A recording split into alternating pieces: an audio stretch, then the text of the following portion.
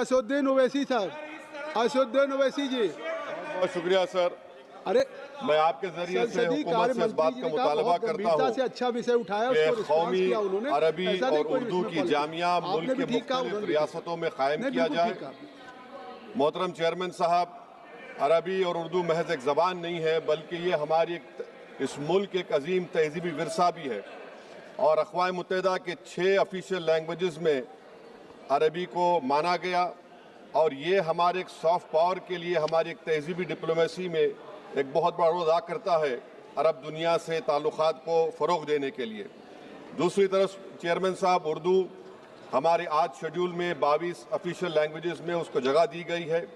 ये ज़बान इस मुल्क में पैदा हुई है। इस ज़बान ने अंग्रेज़ों की आज़ादी के ख़िलाफ़ इनक़लाब ज़िंदाबाद का नारा दिया, बल्कि प्रेमचंद की किताब सोज़े वतन को अंग्रेज़ों ने उस पर पाबंदी लगाई थी, महज इसलिए कि उसमें मुल्क की हुब्बुल वतनी का जिक्र किया गया। सर, आप जानते हैं कि इस मुल्क में उर्दू बोलने वालों की तादाद कम हो रही है। इसीलिए मैं हुकूमत से इस बात का मुतालबा करता हूँ कि अरबी और उर्दू तालीम के फ़रोग़ के लिए मुल्क के मुख्तलिफ़ रियासतों में अच्छे इंफ्रास्ट्रक्चर के साथ एक जामिया को क़ायम किया जाए। और हुकूमत को ये समझना चाहिए, जानना भी चाहिए कि मेरे शहर हैदराबाद में 1918 में दायरतुल मारिफ ने अरबी को, भगवद गीता को संस्कृत में अरबी में तर्जुमा किया था, और अल-बिरूनी ने 11वीं सदी में उस वक्त चंद हिस्से महाभारत के अरबी में तर्जुमा किए थे।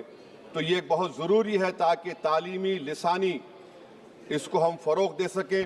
और सर, मैं अपनी बात को ख़त्म करता हूँ। आप उर्दू शायरी को जानते हैं कि जोश ने उर्दू के बारे में शेर कहा था कि नदी का मोड़ चश्मे शीरी का ज़ेरो बम, चादर शबे नुजूम की शबनम का रुख्त नम, मोती की आब गुल की महक, मोती की आब गुल की महक, माह नौ का खम, इन सब के इम्तिजाज से पैदा हुई है तू, और कितने हसीन उफ़क़ से हुवेदा हुई है तू।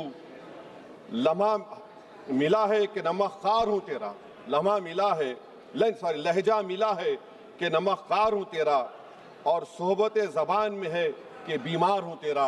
मैं उम्मीद करता हूँ कि हुकूमत इस बात पर गौर करेगी, और हैदराबाद में जो मौलाना आज़ाद उर्दू यूनिवर्सिटी है उसको भी तरक्की करेगी, उसका मौसर करेगी। बहुत शुक्रिया सर। श्री प्रभाकर रेड्डी जी। प्रभाकर रेड्डी, आपने सुना कि पार्लियामेंट में किस तरह से असदुद्दीन ओवैसी ने अपना बयान रखा है, किस तरह से उन्होंने सवाल उठाए हैं और किस तरह से उनके मुद्दे खड़े हुए हैं। ऐसे ही खबरें पार्लियामेंट के सेशन में